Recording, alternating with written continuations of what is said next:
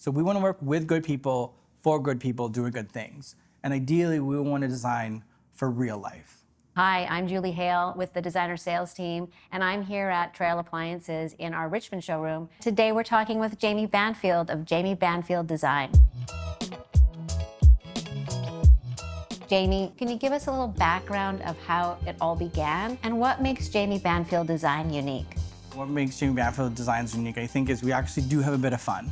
We're massive nerds, so we want to collaborate with all different types of industries, professionals, just like your designer team here, and collaborate with them. And I think to us, like morals such as trust, respect, it's such a big part of our ecosystem of how we work as a collaborative team.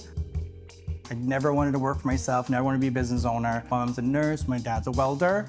I worked somewhere that I did not believe in what they were doing. So what that did is it made me realize what I don't want pushed me into what I do want. I want to show ethics, I want to show openness and collaboration in our industry. So that's kind of where Jamie Banfield Designs kind of started. It's literally evolved just of like listening to our gut and betting on ourselves. So when you start a new project, what's the first conversation that you have with the client? So we call it a meet and inspire. It's complimentary, we don't charge for it. So all we want to do is meet each other and see if we can actually inspire each other. So a homeowner, when they look at a design professional, can they trust us? Because we're going to be talking about pooping habits, shower habits, cooking habits, all those type of things. And then also respect, because when you respect someone, you're going to listen to their knowledge, you're going to listen to their expertise, but you're also going to question when you have to question things. We try and connect virtually to see if they can open up Zoom.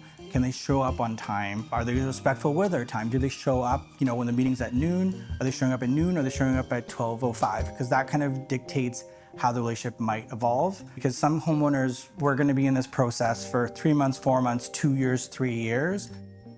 We like to shape appliances into the design process very early phase. So we get into space planning. When we're doing that, we're doing a functionality understanding of how you want to use the space. Appliances are key right at the start of that. Working with the sales team here, we might pull them into the project. It could be a year before we actually need these appliances on site. How has it been working with Pamela from our designer sales team?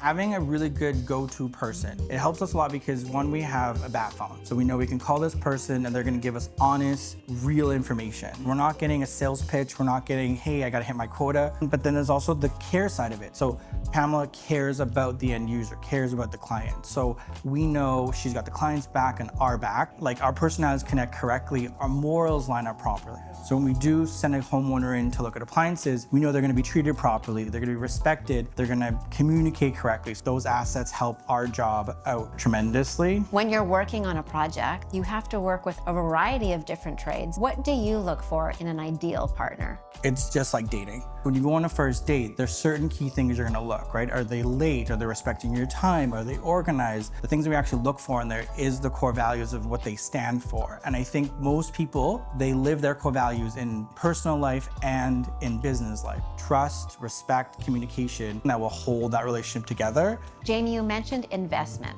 How do you explain the value over time for something like appliances? I think we're just trying to battle that emotion aspect of it. Either they're fighting the battle of, well, this is how much that's costing me, but then they're not looking at the lifespan, the quality of life that this item can add. And it could be something just putting in the right cooktop, like going to a 36 versus 30. When you think of gathering and having the family over, you probably do a lot more with a 36 than you can with 30. Don't save on something that will have a domino effect. So let's say if we downsize from a 36 to a 30, but you really want to get that 36, we might have to remake that countertop just to get that new appliance in. Is there a brand of an appliance that you totally geek out about? The brand I really nerd out on is Gagano. You can tell that the quality of thought put in from design to innovation to technology to just the functionality of it, they're globally in a way of how they understand how we use our kitchens, right? From wok cooking to steam to sous vide.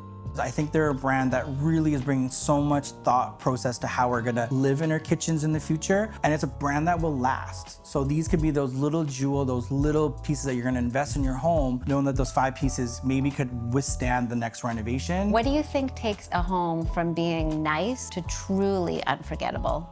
Trust. taking a leap on certain things. We love layering textures. So there's one space we're working on, and we've got 2 different wood grains. We got one paint, we've got a backsplash, we got another decorative backsplash, a countertop, we got a plumbing hardware and a floor, 12 different finishes. But then when we actually implement it in, you can understand why. In good design, we do not gravitate to good design and start pulling it apart. We're just in a space where like, I feel good. And you don't understand that it's the layer of lighting, it's sound, it's touch, it's tactile elements, it's the radius of a countertop to sit and have a conversation. So all those little details put together creates like one unique space.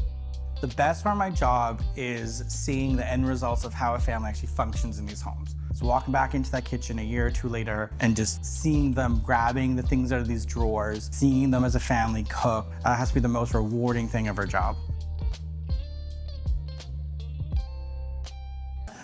You don't want to see it. You call an ambulance.